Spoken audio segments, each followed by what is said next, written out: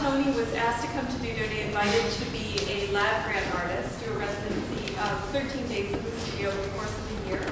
And Tony was inspired by his work with Paul Wong, artistic director, to create these beautiful collage drawings.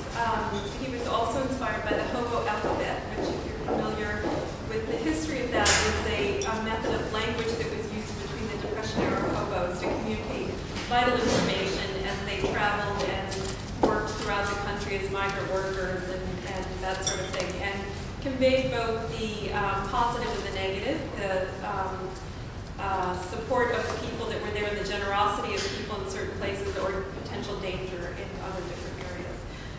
If you know Tony, you'll know he's a colorful character, and I know you're not here to hear me speak. So, Tony Fitzpatrick. Hey, how are you?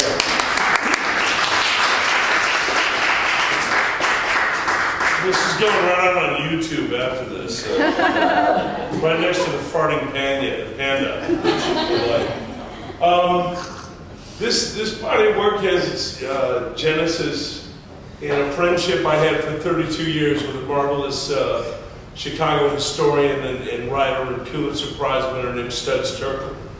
I met Studs when I was 19 years old, and my first book of poems had been published, and I had some personal issues back then, and Studs used to say, you know, you're a nice kid with a little bit of talent who probably ought to drink more tomato juice. One of the seminal texts of this work was a memoir that he wrote called Hard Times. It was about the Great Depression. And when I say he wrote it, what he mostly did was went around and talked to people who had lived through the Depression.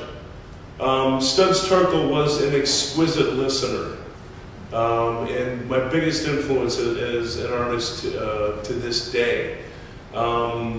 He talked to rich people, to poor people, and a great many of the folks he ran into during the Depression rode the rails.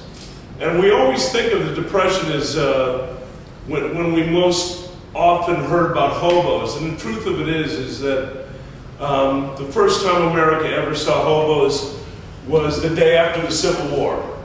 There's a poem by Kenneth Patchen called The Origins of Baseball, and it's about a man standing at the top of a hill, and on one side of the hill there are Union soldiers shooting Confederate soldiers who were walking home from the Civil War.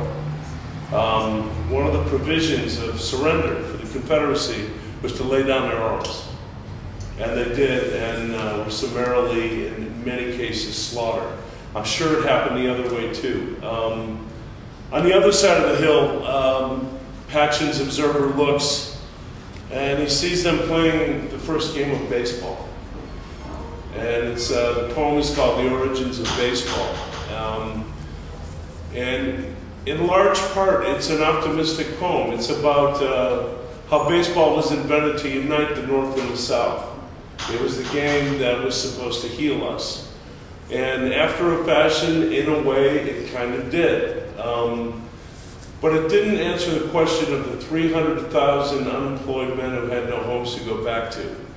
And there's many other poems about that, most notably by Jack London, stories that what they did was they listened for the trains. One of London's great lines was stolen by a cheesy country and western writer named Marty Robbins, who wrote a song called "A Train Is Not a Man and a Man Is Not a Train." The trains and the railroads had been built by forced labor, mostly by the Chinese. And at the end of the Civil War, there was all this free transportation going around. So men got on those trains and they went west to work with cattle or to pick fruit, or they went south to pick cotton and work on the docks in Mobile and New Orleans, and they came east to become longshoremen and stevedores on the New York docks. Consequently, my three favorite cities in the world, Chicago, New York City, and New Orleans. The rest of it's fucking Cleveland, you know that.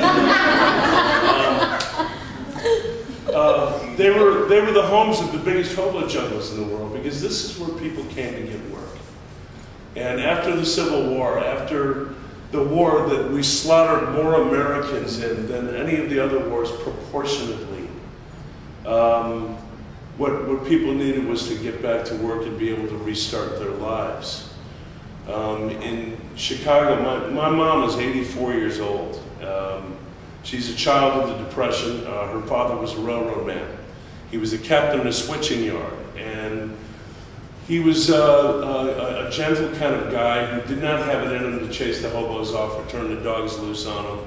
In fact, all of his dogs were nice. They didn't bite anyone. He believed in the Christian principle that you are your brother's keeper. That's the one Christian principle I kind of believe in. I have taken leave of the rest of it.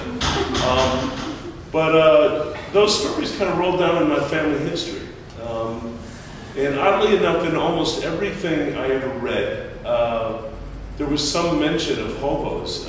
In Studs' books, in Kenneth Patchen's poetry. Chicago, the great Nelson Algren, who wrote The Man with the Golden Arm and A Walk on the Wild Side. His books are fairly free with hobos and what he referred to as mopes.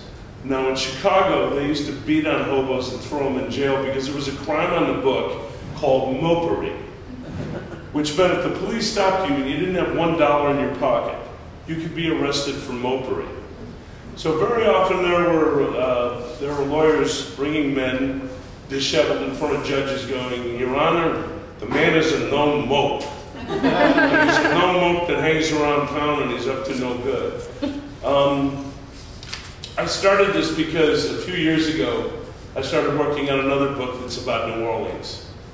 And about midway through my meal one day in an outdoor cafe, all of my guests that were from New Orleans stopped eating their food, and they put their silverware down, and they took the rest of the food on their plate and they just put it over their shoulder.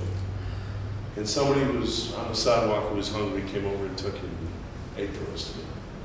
I've never seen that in America. My mother informs me that it was quite commonplace, that she had a linen that her mother would tell her to go put out on the porch, and her mother would make a couple of sandwiches, and these men would come and they'd have a meal, and they would paint the fence or sweep the porch or do something. So it goes and begs a deeper question in America that I think is about hunger, and I don't think it's a foreign thing to us right now, particularly with what's happened in the last 8 years since we gave the control of our better selves and our Constitution over to a collection of dildos and fascists and war criminals. A lot of my collectors, some of the wealthier ones, are not kind of happy with this work. They're telling me I sound like a socialist. And yeah, I haven't heard that in a long time, you know.